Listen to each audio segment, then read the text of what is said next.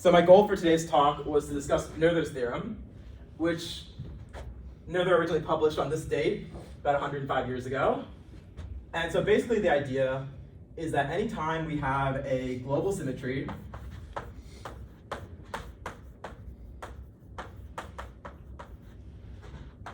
we have a conservation law.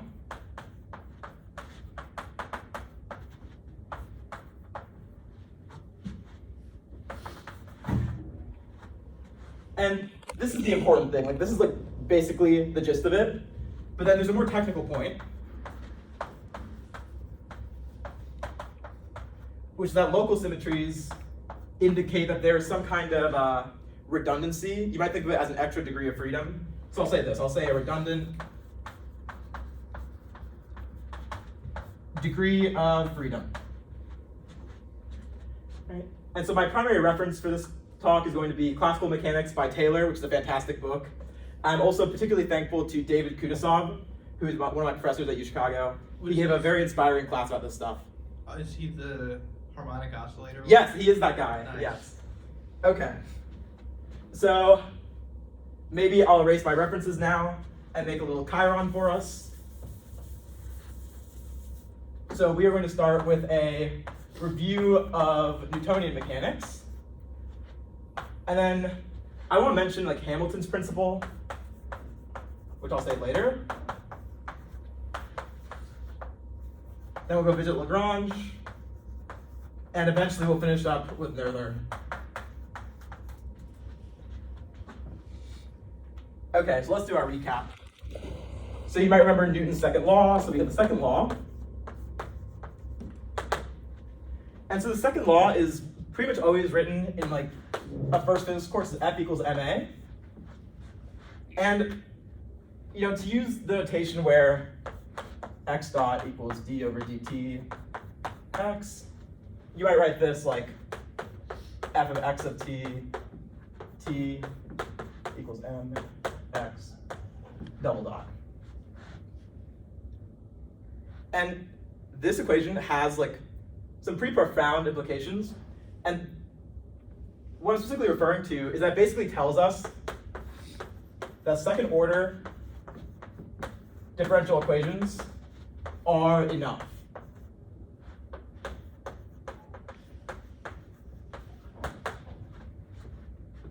Right, like somehow this is saying that, if you, overall there's a kind of deterministic clockwork picture of the universe where at a certain point in time, if you're the position x, the velocity x dot, which is a vector here, then you know how the system will evolve if there's no forces. And the forces tell you the second order rate of change. And that's all the information you need in classical physics. Like somehow we never need third order approximations or anything like that. The other implication I want to mention is not so much just the fact that like, if you think about this, this is almost completely circular.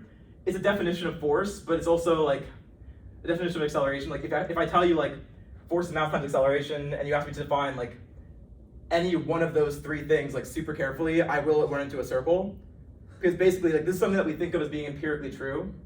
And once we observe that's empirically true, in terms of the theory, like we kind of cut off the base of our tree house. Like once we figure out that it's empirically true, like we don't really need to think about any kind of definitions referencing anything else. We just know like, okay, like what is force? Force is mass times acceleration. What is acceleration? It's force divided by mass. Right, so then in the Newtonian context, we have a pretty direct derivation of the conservation of energy. And so I'll reproduce that now.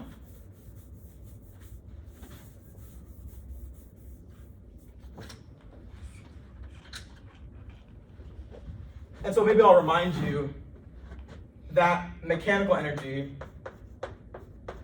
is kinetic plus potential. And for a single particle, we usually have like the kinetic energy is 1/2 m x dot squared. And the potential energy kind of depends on the context. So specifically, if you think about some kind of potential function,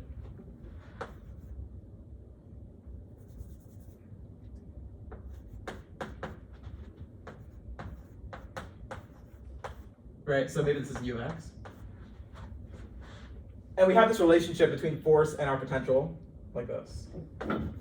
And so this applies if you think about like a planet orbiting a star or an electron orbiting a nucleus in the classical fashion. But that's not a thing that actually happens. No, we'll talk about that though. We'll talk about that. Okay.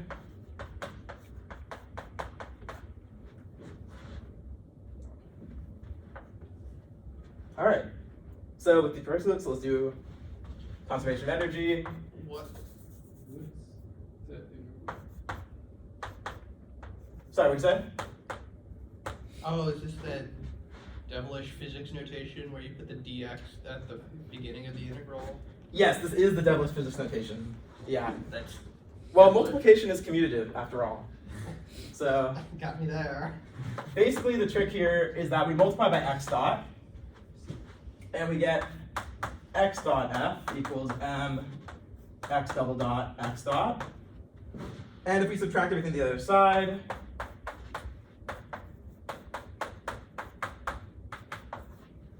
we can recognize, just with doing a little bit of manipulation, that this is actually saying the time derivative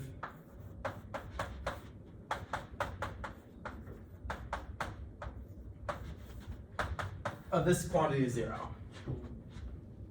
What exactly? What is U again? U is a potential energy. So maybe if I have like a black hole or something, right? Like you might think of like some kind of picture like this, right? So you just integrate the force on the thing at each point. Yeah, it's kind of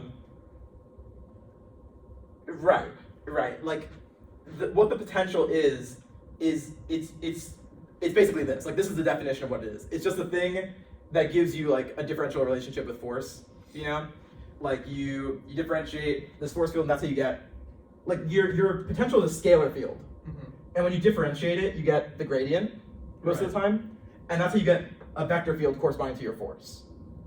So in general, you might think about potential as being like an abstract hilly landscape, right? And that might be happening in phase space or some other abstract space, right? And so you have like a hilly landscape. And in analogy with gravity, right, it's like this is the scalar field. And this scalar field induces a force field of vectors along it. And so U is the scalar field and F is the vector field. Does that make sense? Okay. Yeah. And so then we just have this relationship where this is basically just a statement of like the fundamental theorem of line integrals, if that makes sense. And so I'm kind of breezing through this because this is really not important. This is just the manipulations that you might see in a first physics class. And the point here is that we're seeing that the time derivative of the total energy, so maybe I should write this in the correct order, potential energy plus kinetic energy equals 0. Right, so we see that the energy is constant with respect to time, and so it's conserved. And there's kind of a problem with this. So maybe I can find the big eraser. I'm gonna erase this half of the board over here.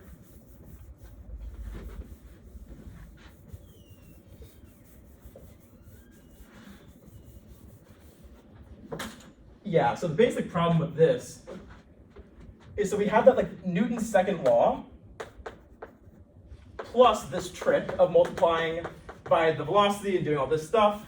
This gives you conservation of energy, right? And okay, maybe we can say like Newton's third law. If you don't know that off the top of your head, it's okay. This is still like big picture stuff.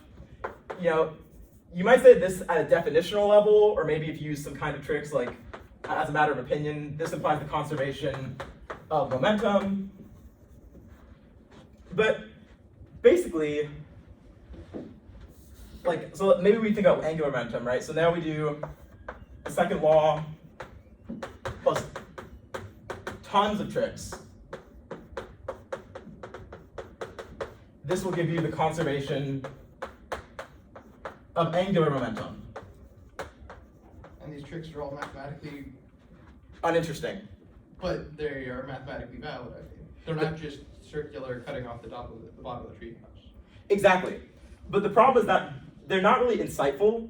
And so the question is, like, why are these tricks true? Like, why is it the case that we can always find a trick, right? So if you consider, like I mentioned this earlier, the case of an electron orbiting a nucleus. So maybe here's a helium nucleus, and we have an electron going around it in a classical setting. Here, you also need to do like electromagnetism. So I'll just say EM, and that will give you conservation of energy in this context. Right, and so it's like, what's going on? Like, why do we have all this heterogeneity on the side of the board? Should there be some deep reason why we have all these conservation laws? Well, I thought everything in physics had a deep reason, which was the universe. That's the right way to think, for sure. So, at kind of like a hand-wavy level, you might think that the conservation of energy is because of like time translation symmetry, right? Like, in general, like if I like have some force field that's changing over time, then there's no reason that I should expect the energy to be conserved. Like I'm changing a bunch of stuff like over time, we shouldn't expect conservation. And just a counterexample, like in general, like the conservation of, or rather time symmetry is not enough. Actually, you know. What do you mean by time symmetry? Yeah, I realize I haven't explained that yet, so I think I'm gonna circle back to this one after we move forward just a little bit. I thought you said we were done with the circular stuff. Yeah. Sorry, yeah. Okay. So, I think I will say what I mean. So basically,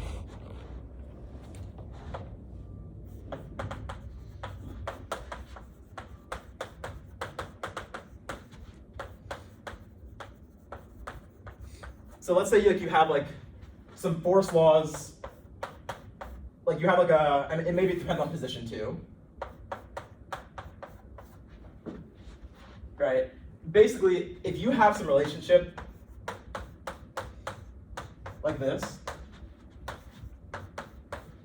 then this is the symmetry that I'm referring to, like when you have this equality. And so maybe a guess is that time symmetry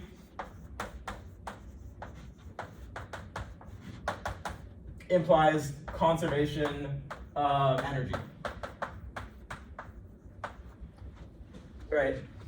Why is this called symmetry? Maybe this is a stupid question. I mean, this is the action of R. Like this is the action of the additive group of real numbers. Right? Like that's the symmetry group here. Because what I'm saying is like, oh, okay. Yeah. I'm considering the action of adding time, like a real number amount of time, to this time parameter here. And that doesn't do anything, is the assumption. If we have symmetry. That's the symmetry. That's what it means to have symmetry. Yeah, right. We'll see some more complicated symmetries towards the end of the talk. But symmetry just means you have a trivial action of some non-trivial thing on your thing. Yeah, there is a symmetry group which is acting on your space-time. In an interesting way that turns out to be trivial. Yes, right. So for another example would be rotational symmetry, right? Like if I have an experimental apparatus and like I rotate the experimental apparatus this way, like that shouldn't really change the experiment. If I have an experiment over here, if I have an experiment in Australia, that shouldn't change the experiment either. I mean, it depends on the experiment. Well, I mean, you know, first, like, you know what I'm trying to say, right? I'm trying to fit this all into 50 minutes, so let's move on. Like, this fails. This fails, often actually. Like this statement, this implication. And so one such example would be like a ball on a spring with friction. So, you know, we have a ball on a spring, and maybe there's some kind of non-zero friction. So this is a bumpy carpet or something. And I'm gonna skip the physics here, but basically, this is a system that has this time symmetry where the force laws don't actually depend on anything, or rather they don't depend on time, they just depend on the position of the ball. So there's time symmetry, but the energy is not conserved. If you imagine the ball going back and forth, like it's going to lose energy to the carpet over time, and so the energy won't be conserved. So we need more than just time symmetry. It turns out that what we need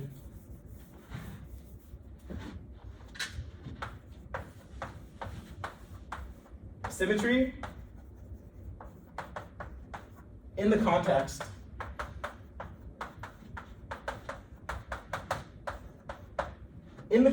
of equations of motion. So like anytime we have like these forces described or like equations describing trajectory, in the context of equations of motion coming from the principle of least action.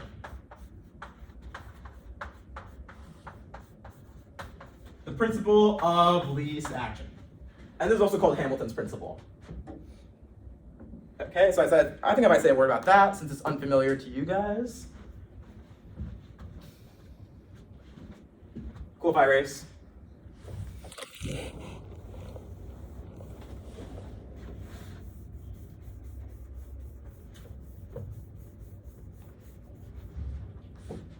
Yeah, and so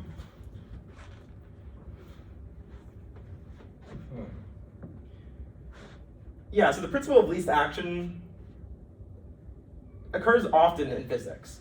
And one example, right over here on this little corner, can you guys see it? Maybe I'll do it over here. So maybe one example, I'll put on this little corner piece here, is Fermat's principle.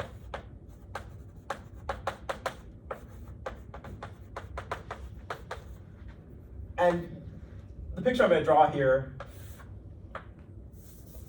let's say you have like a cup of water or something, right? Like, when you look at like a straw or a spoon in a glass of water, and there's like some change in the angle here. Refraction, right. Like, you learn that light always takes the path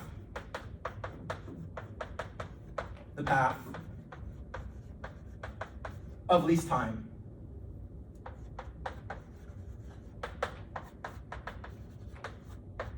I was hesitating before I wrote this, because if you asked me to explain like why this is true, I wouldn't have a good answer, other than like the second half of this talk, basically. But until you take intermediate mechanics, deep into the physics major, this is something that you just kind of take as like an empirical truth about the world, and it's very, very mysterious until you kind of see this kind of a mathematical perspective. Okay, so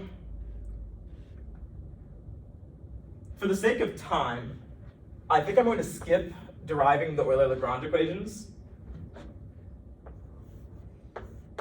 But the basic idea is whenever you have a functional, so here S is our functional of some function f, and our integrals are over all of Euclidean space here. So like when you have some functional,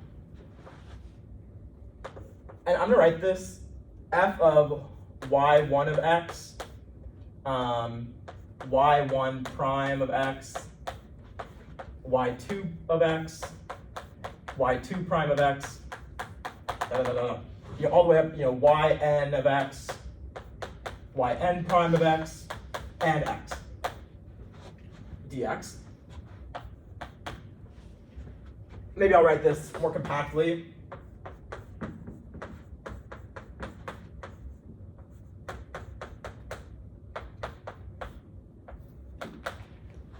Right, so like we have some function of many variables that all are parameterized by some common parameterization.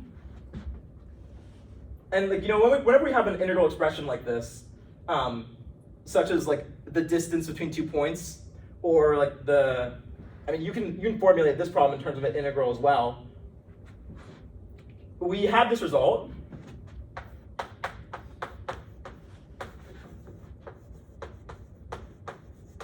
The Euler-Lagrange equations. And it basically tells us that what we want is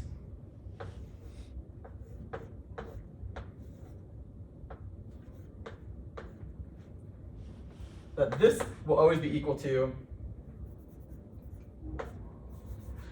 the opposite. Wait, do I want plus or minus sign here? I want plus sign.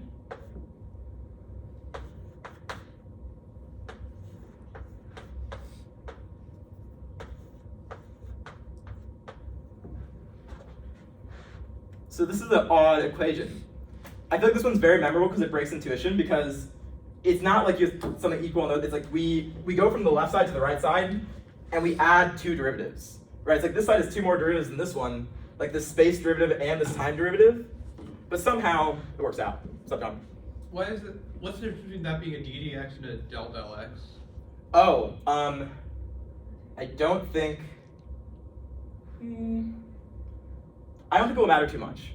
Because I think like when you actually work this out, it will like I don't think there will be a difference. Great. Let me think about that though. Yeah. So, yeah, I think specifically, I know for sure it's important that you do want the total derivative here, right? The y is going to depend on x, but if you took the partial derivative, you have an x term in there, and that would be only differentiating with respect to x. I mean, won't we have other x terms just from the dependence on the y's? If you're doing a partial derivative, that means only take the derivative with respect to the last thing. And ignore the other stuff. But I mean, this whole thing will be an expression of x. Yeah, so so to integrate, it does matter. It does matter, and it's like here it does mean take the partial, and here it does mean take the total with respect to x. Okay. I guess the answer to the question, like, why does it matter that this one's total and this one's partial, is just the derivation. Because I think this comes from the integration by parts at some point in the derivation, basically. Okay. Yeah. And so now, let's just do a quick application, just as a sanity check. Yeah, I want to do a derivation of this guy. But it's a pretty standard result, so you can probably find it somewhere easily. So now let's consider the shortest distance between 2 points.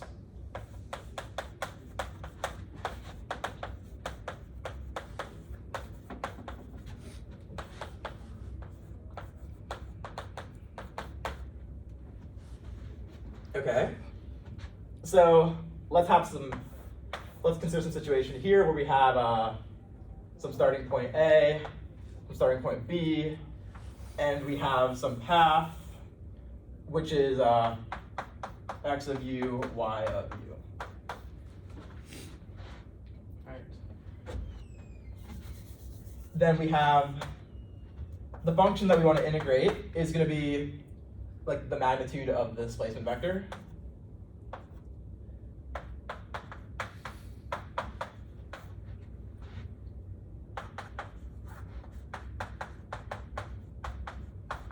Right, and like, why am I writing this down? Because, you know, the length is going to be a functional of this.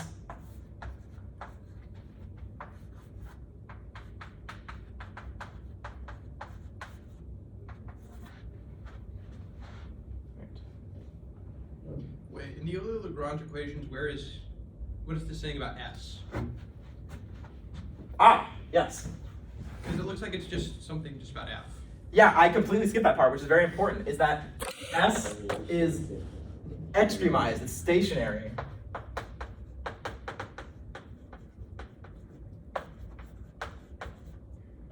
It's stationary when this happens. So in the case of the shortest distance, or like a minimum energy along a path, right, you have some path, What do you mean by stationary? maximum or minimum. Or what I really mean is f prime equals 0. Or like stationary is del s equals 0. Where this del is just because like we're talking about a function of a function, and there's a formal definition of what this differential means. And so what I should have said is like, you know, you might have the right path, right, and you might consider, you know, like the wrong path. So if the right path is y, then this might be y plus eta, right? Mm-hmm. And specifically, you might smoothly vary, and so maybe like you have these two curves close to the right path are like y plus or minus epsilon eta, right? And the basic idea is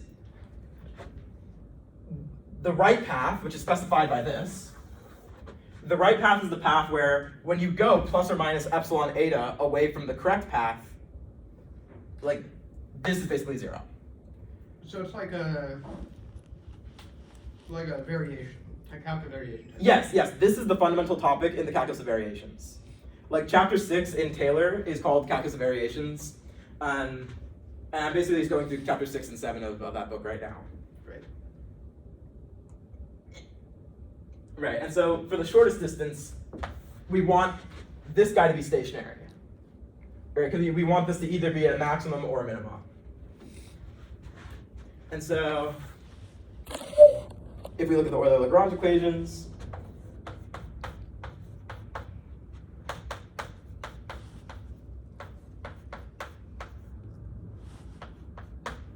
right, we get this, just for x at least.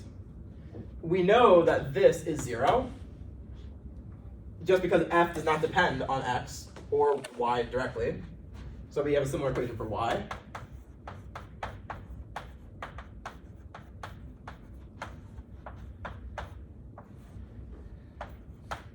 All right, and so this tells us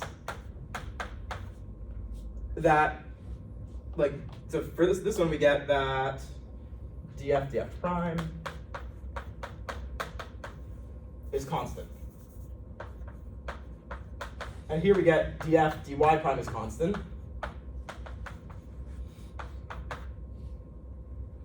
Right. And basically,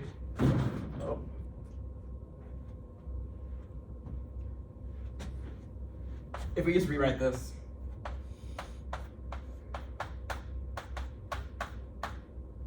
so now I'm actually just evaluating like what this derivative is, like from the definition of f.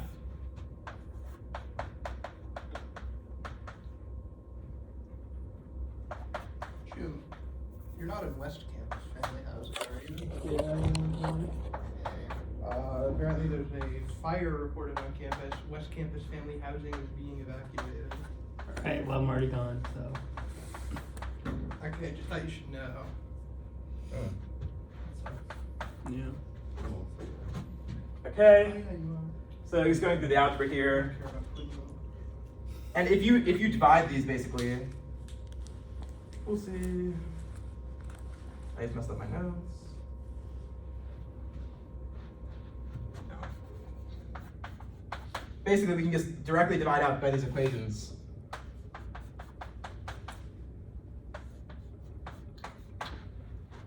Right, and so maybe you might think of this as the slope. So that was a lot of work just to say that, you know, the shortest distance between 2 points is aligned with constant derivative. But I want to go through that example just to kind of make this all concrete.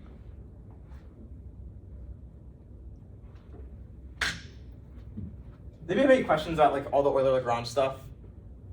Okay. So this is just sort of like analogous to like the second variation of energy, say, from like Riemannian geometry. Ooh, wait, what is the second variation of energy? Well, I mean, that's just, okay, you take your curve, take some curve between 2 points, take a variation of it, okay? What do you mean by variation?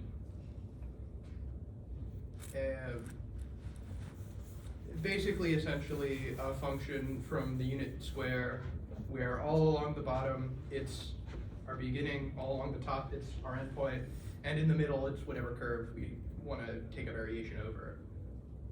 Okay, I couldn't parse that right now because I was trying to get ready to do the next like page of notes. Okay, whatever. Yeah. So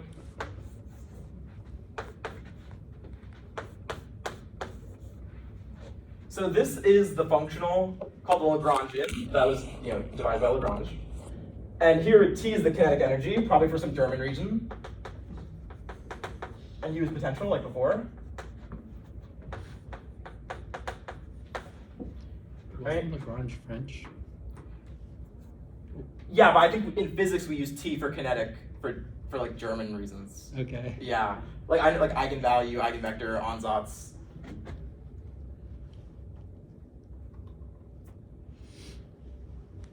I don't know if he was the first person to use T or not.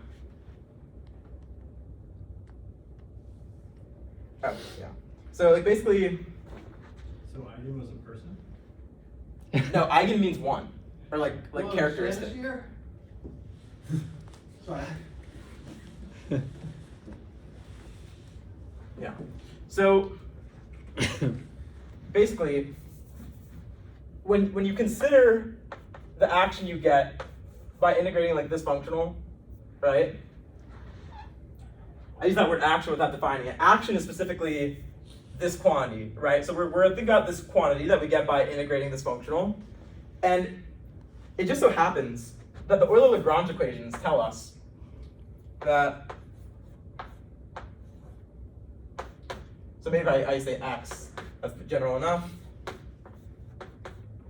Right, so this Lagrangian is a function of like x dot, and t. Right, or maybe more generally, it might have more variables. So it might have like q1 dot, q2 dot, up to qn and t. Right, and so in general, we have these equations.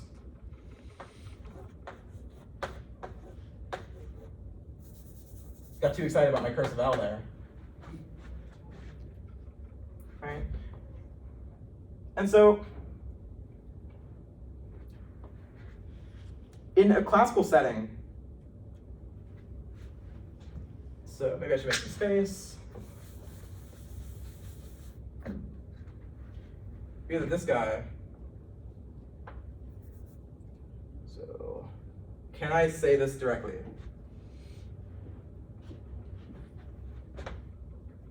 So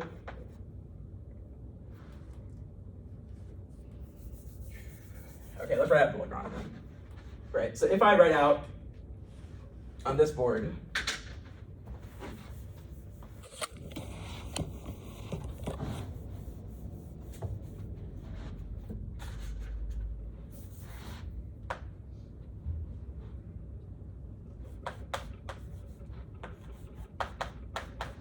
just for one particle,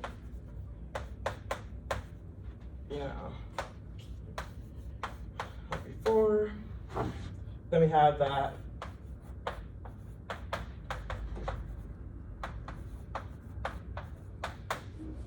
And this is our force.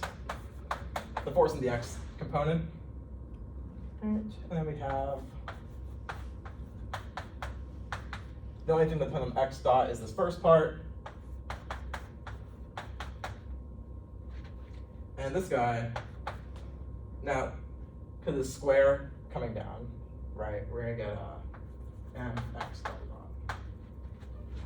So if we just kind of make this guess at this quantity that will be interesting to study, then we consider, doing the Euler-Lagrange story with it. We find out that the Euler-Lagrange equations for this setup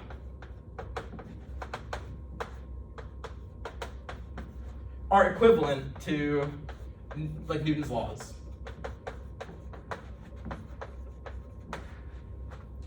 All right. Everybody see what I'm saying here? Okay, so I'm gonna give you guys all the payoff now.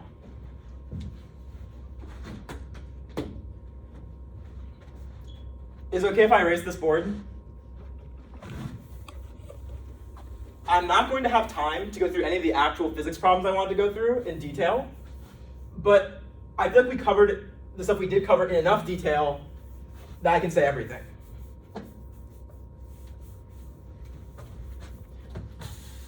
The beauty of this is that Newton's laws are only nice when we have Cartesian coordinates, right? If we think about like a pendulum here, we can consider coordinates that are not Cartesian.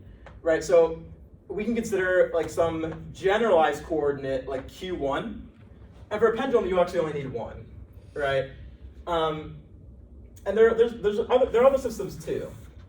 So one that's particularly memorable is a bead on a hoop. So if you think about a bead on like a round wire hoop, maybe something like this, right? If you think about where there's an equilibrium point, like you can obviously just let the bead fall with gravity down to the bottom of the loop. Maybe you could have an unstable equilibrium at the top where it balances perfectly on top. And then if you consider spinning the hoop, like you just twirl it like this, then you actually get equilibria here and here too. that are related to the frequency of the rotation. And trying to figure out how to analyze a system like this where you have the bead constrained to a circular subspace and you have like all this rotation going on, it would be a nightmare to do with Newton's laws. But basically, when you use the Lagrangian formalism, you can also just treat this like it has one generalized non-Cartesian coordinate, the same way that you can kind of think about a pendulum. And it ends up being, like, the beauty of this formalism is it makes problems that have like arbitrarily more complications not more complicated at all.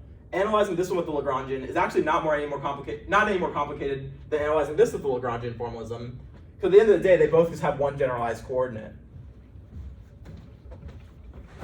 So maybe I'll literally write this. Yeah? Wait, somebody say something? Oh.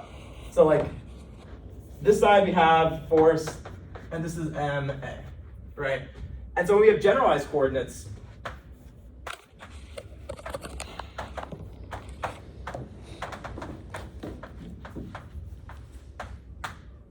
and maybe they all are parameterized with some time or whatever,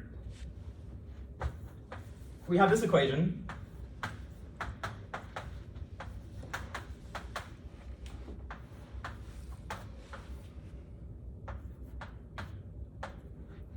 And this tells us that generalized force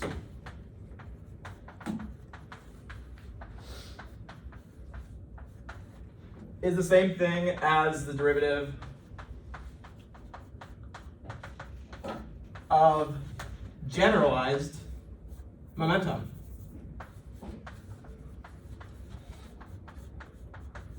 And I'm going to write p hat for momentum, p vector, not p hat, right? Nothing's changed here. All we're doing is replacing our Cartesian coordinate with something non-Cartesian via the calculus of variations. And so we see, like, yeah, we have f equals ma, but somehow more general. What's the punchline? Cool if I erase?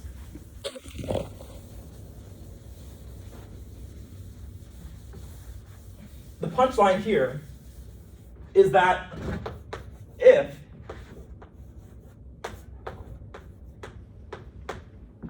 no dot here, just del L del Qi, the left-hand side. If this is 0,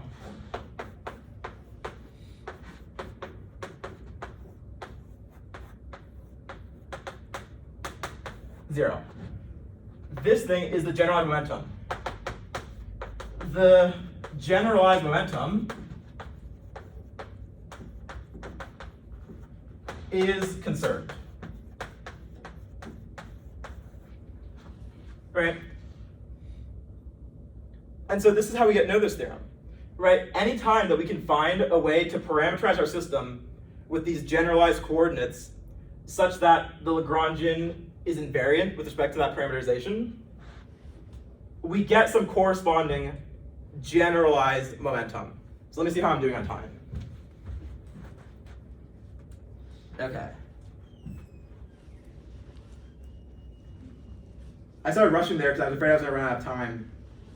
But I think I have enough to wrap up carefully.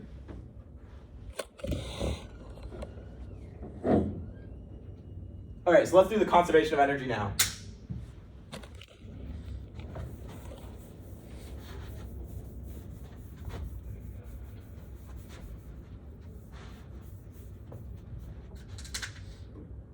Okay, so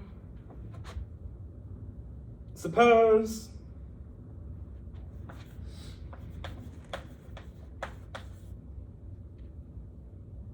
all right.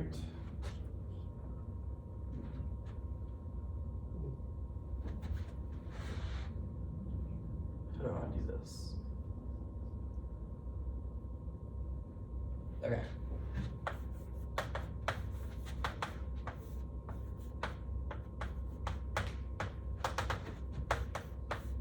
So suppose we have some Lagrangian, and if I consider this derivative,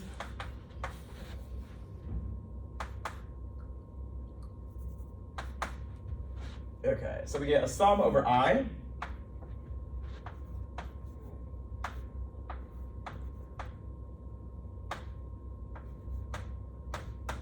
So like this is like a bunch of like chain rule stuff happening now. like all these derivatives are just coming from the chain rule.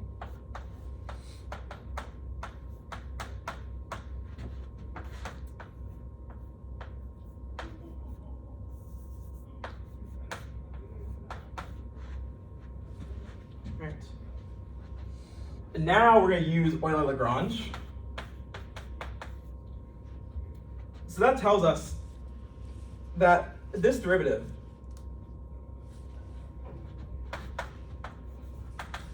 this guy we can replace with a generalized momentum.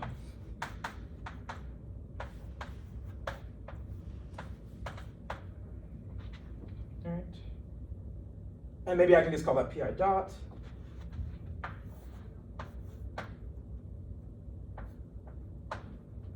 So this guy's pi dot. And this guy is also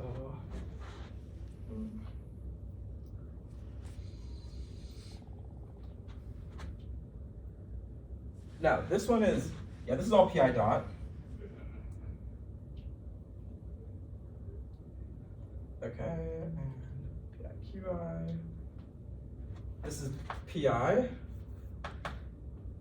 And these are two dots right here. Okay, I was getting a little confused, but I don't think we messed anything up.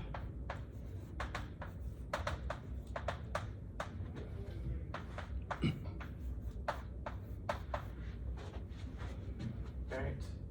And so now if I write this a little bit more nicely, we have d over dt of the Lagrangian is going to be d over dt of the sum of, so what we get here, it's just going to be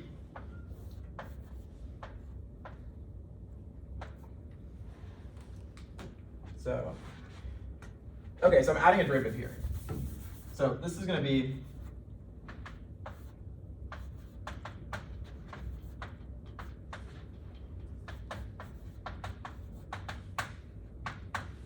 right?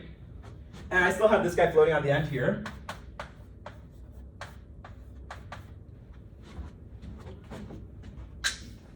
Probably gonna go about 5 minutes over.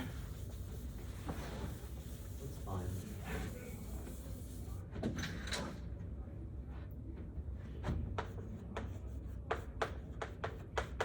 So I'm just gonna use the product rule now to write this as PQ dot rather.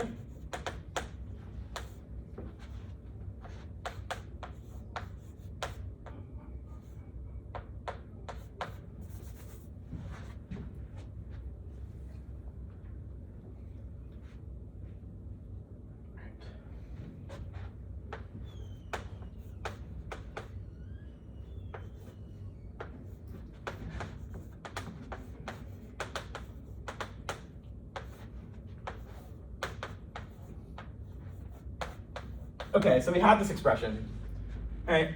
And so you're going to have to trust me because it would be a lot of algebra to actually like totally verify this right now. But this quantity is equal to the total energy.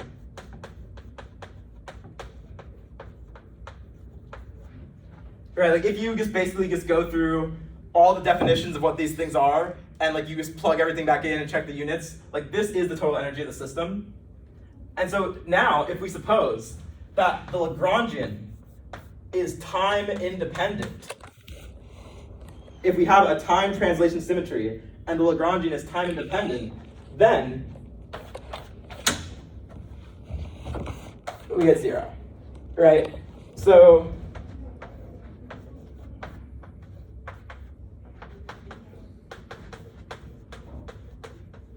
energy is conserved. Okay, so now let me give you guys the rest of the payoff.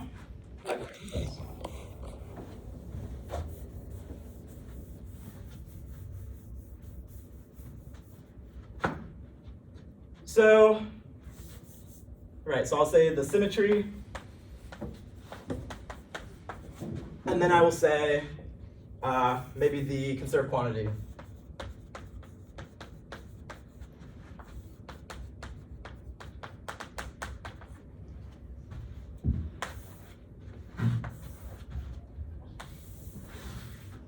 Okay.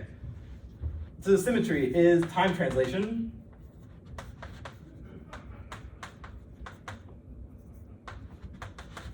And the conserved quantity is energy. Symmetry is space translation. X goes to, so this t goes to t plus delta t. Now I have x goes to x plus delta x. And there's no change in my Lagrangian. A space translation will imply the conservation of momentum.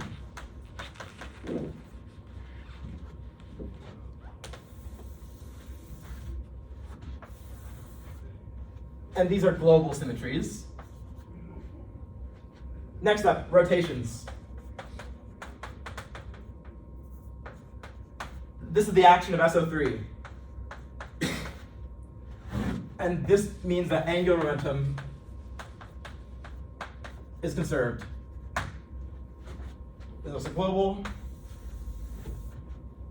Next up, boosts. So a boost is a transformation in special relativity, right? So basically, if this is a rotation in space, this is like a hyperbolic rotation in space. So you have like, yeah, I don't know what I can say about that in 2 minutes, but these are like Lorentz boosts, right? And these correspond to the fact that the center of mass of a collection of particles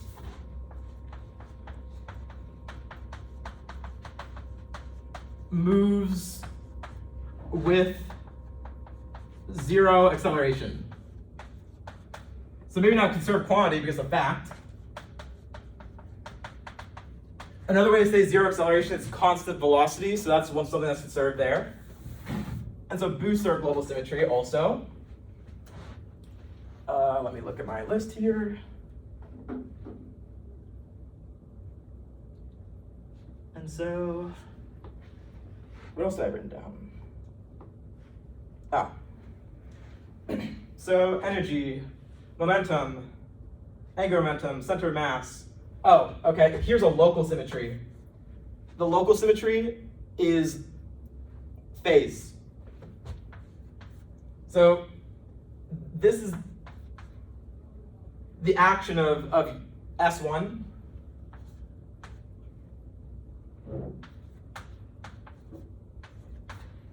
If your system is this kind of symmetry, then this gives you the conservation of charge. Well, so I think I might be conflating two different things, because like this one is a local symmetry, and so I mentioned at the beginning that local symmetries give you redundant information, and so here like the value of alpha, like the phase, like that is the redundant piece of information that I called out at the beginning. But it's also true that somehow the way that this U1 symmetry applies, like in the theory of electromagnetism, implies conservation of charge, which is a longer story. Okay.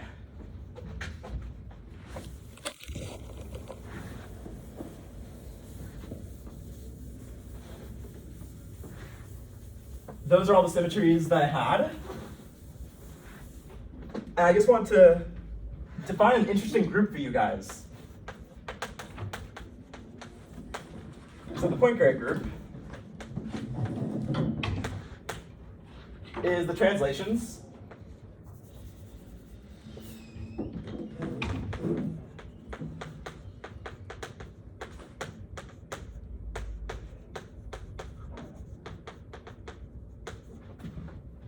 Semi-direct, the Lorentz group.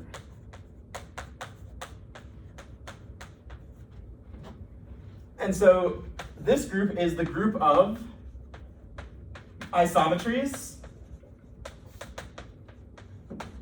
of Minkowski space.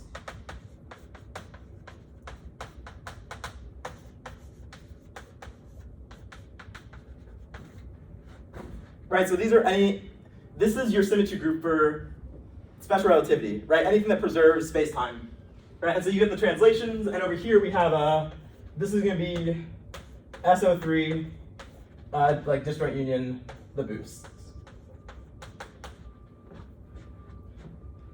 I think this Lorentz group is equal to something called O31, which is the indefinite orthogonal group preserving some bilinear form indexed by 3, 1.